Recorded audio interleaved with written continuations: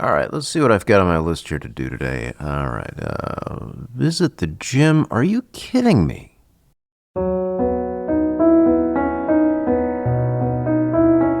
Welcome to the Rhythms of Focus podcast for wandering minds who are tired of feeling that they have to force themselves to make things happen.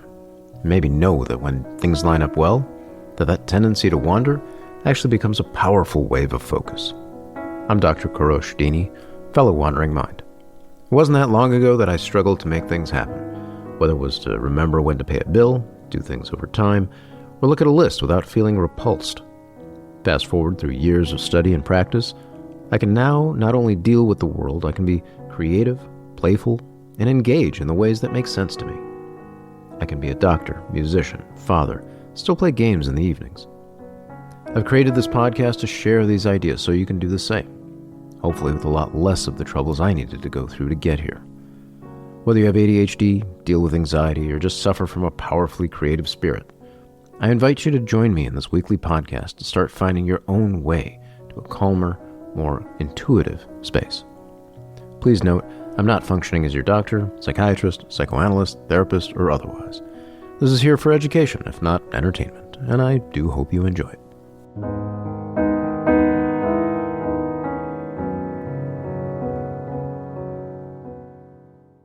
Sometimes the simplest things can feel like the heaviest weights. The simpler they are, the more paradoxically we can't be bothered. Head to the garage, show up to the dishes, open the report. All of these can come with a wave of revulsion. How could we ever move forward? I often and continue to espouse a visit as a powerful unit of work. This idea of showing up to something or bringing it to ourselves and staying there for one single deep breath and then making a decision as to what we want to do, whether walk away or into the work. It is a powerful unit of work. But even so, it might still be too difficult to make it there, even with this idea of not having to do a thing. What then? I imagine there have been times that you've been here. Maybe someone kept bugging you, maybe a due date crept along far enough, or just yelled at yourself into this sort of painful just start and you finally started going. But there are gentler paths, and you may well have done those too. Take, for example, how we already act when we are in play. When we enjoy something, naturally we might bump into frustrations, take stock of where we are, slow down, break things down, simplify things, find some ease once again, and finally return with that ease back into challenge. Dynamically, we tune to the windows of challenge for where we are in that moment. We find those places that are not so easy to be boring and not so intense as to be overwhelming. We can adapt the same process to difficult work, hard work, something we can also call emotional work, only by bringing the process to consciousness. The first and perhaps most important step is to pause, where we reflect without reacting, where we can connect to that deeper sense of self. It gives us that space to decide, maybe this isn't even a thing that is meaningful for me at all. But if we do decide to move forward, we can also sense in that pause, where we rest in those emotions, that we discover something hidden in the words that we've been using, this sort of I just don't wanna sort of phrase we might be saying to ourselves. We can discover this deep, complex emotional world beneath those words. In that pause, we might see one such emotion that's contributing, that of, let's say, exhaustion. This consequence of repeated hits to our sense of agency, dropping, losing, forgetting things, we lose the sense of capability. Any attempt risks yet another injury, as a fear of true inability would rear its ugly head in these clouds, choking us into collapse.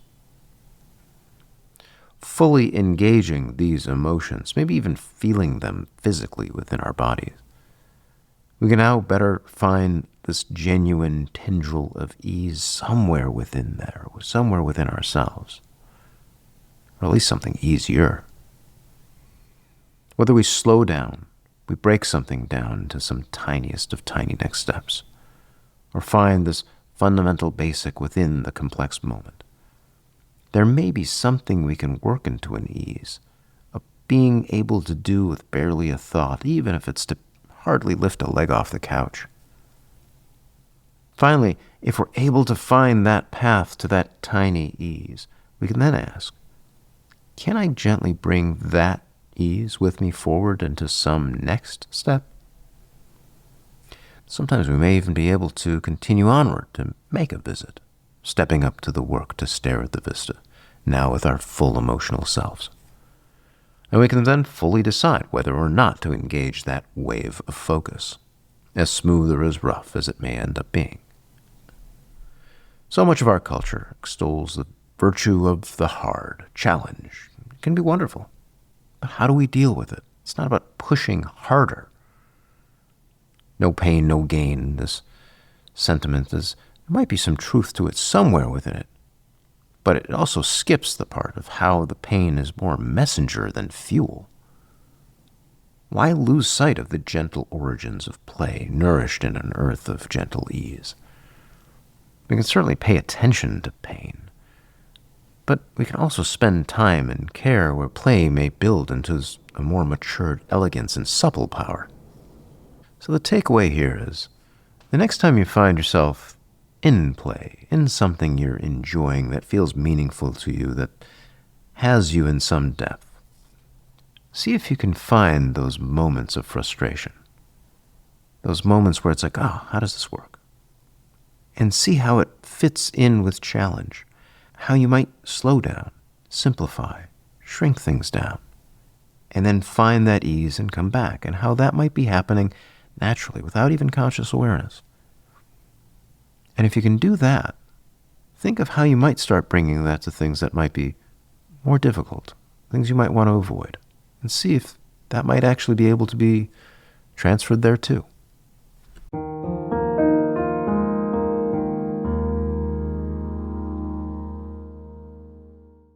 Scott Joplin, king of ragtime, created this wonderful piece of music called The Maple Leaf Rag. Copyrighted in 1899, the piece is this jumble of back and forth ideas. One thing happens here, but it doesn't happen there. Over and over throughout the piece, as I play it, I need to be in this sort of meditative question of where am I? Because as soon as I lose sight of that question, I'm in the wrong place and have made plenty of mistakes. By many accounts, performing this piece should be, quote, hard. But the practice, as is with mastery in general, is about bringing what's hard to easy, and the gentle path there. We can break things down into the tiniest of single notes, the single chords. Maybe I'm asking myself, oh, what's this about? And then I allow myself to wonder in my own time to kind of form with the sounds. It's an absolutely lovely piece, and I do hope you enjoy it.